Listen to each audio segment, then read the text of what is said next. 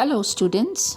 Today we are going to study a very short but strong symbolic poem, Fire and Ice, written by Robert Frost. The poet refers to two predictions held by the people in general about the end of the world. So before the explanation, let me read the entire poem for you. Some say the world will end in fire. Some say in ice. From what I've tasted of desire, I hold with those who favor fire. But if it had to perish twice, I think I know enough of hate to say that for destruction, ice is also great and would suffice.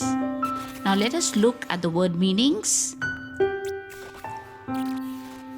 We have desire in line number 3. What do you understand by desire? Well, desire is a strong feeling of wanting or wishing for something. Next, the very next line, we have favor. What do you understand by favor? It means support or approval.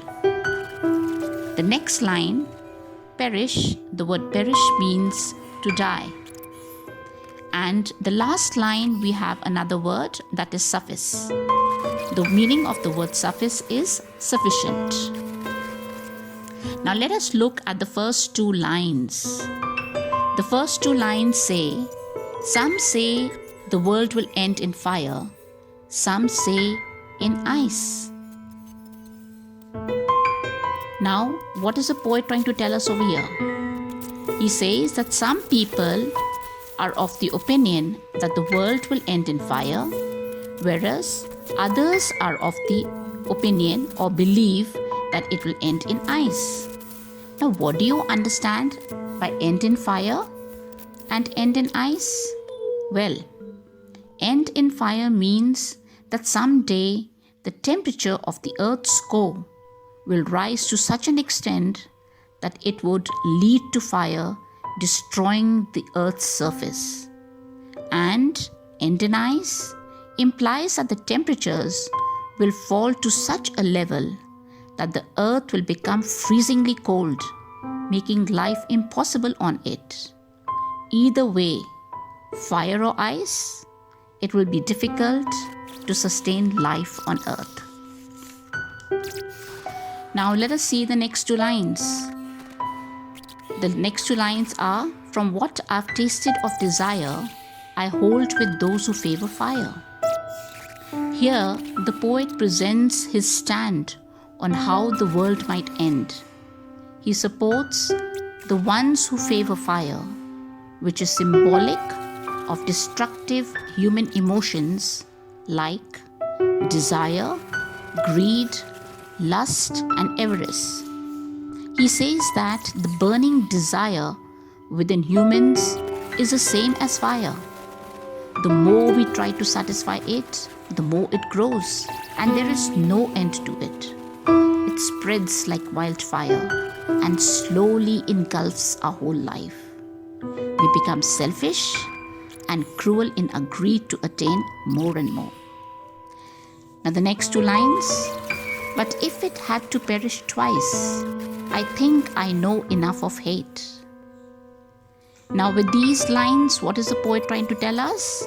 Here the poet considers another option for the end of the world, and he explains that hatred is another destructive emotion in human beings that makes a person indifferent and insensitive towards others. Coming to the last three lines, to say that for destruction, ice is also great and would suffice. In these last three lines, the poet feels that the impact of ice that is symbolic of hatred can also not be negated for bringing about an end to the world. So children, this was a line-to-line explanation of the poem. Now the central idea of the poem is that destructive human emotions like desire, greed, lust, avarice, hatred, coldness, indifference, insensitivity, intolerance, etc. all lead to destruction. The poem gives a very strong message, that is, to live peacefully. Now let us discuss the rhyme scheme and the poetic devices given in the poem. Looking at the last word of each line of the poem, that is, fire, ice, desire, fire, twice, hate, ice, great, and suffice. Now, looking at it, fire of line 1 rhymes with desire of line 3 and again fire of line 4. So we write alphabet A against them.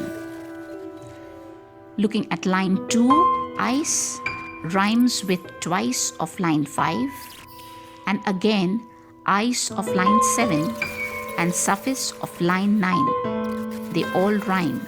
So we write alphabet B against them. Line 6, hate, and line number 8, great, rhyme. So we give it another alphabet, that is C. So the rhyme scheme of the entire poem is A, B, A, A, B, C, B, C, B. Now, let us discuss the poetic devices given in the poem.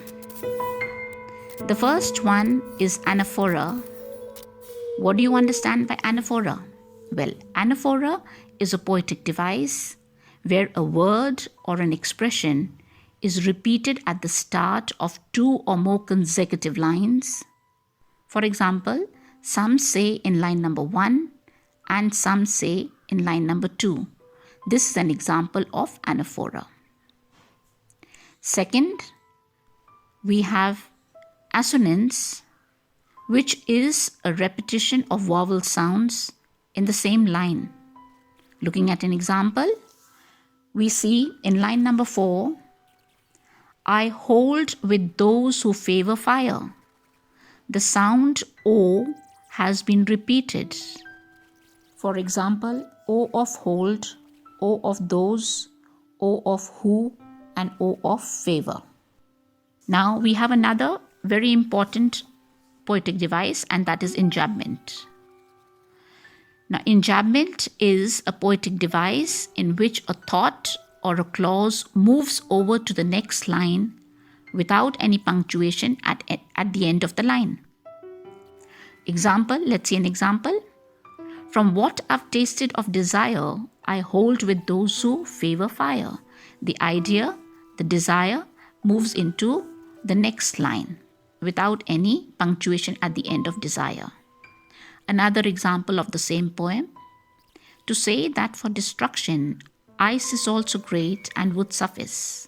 So the idea of the ice, how great it is, and it is sufficient for destroying the whole world, it moves from line number 7 into 8 and the last line 9. So these 2 examples are of enjambment. Now we also have alliteration, which you're already familiar with. So alliteration is a repetition of consonant sounds. Let's see in line number 4. I hold with those who favor fire. The TH sound, the sound in with, and TH, the sound in those. This is an example of alliteration.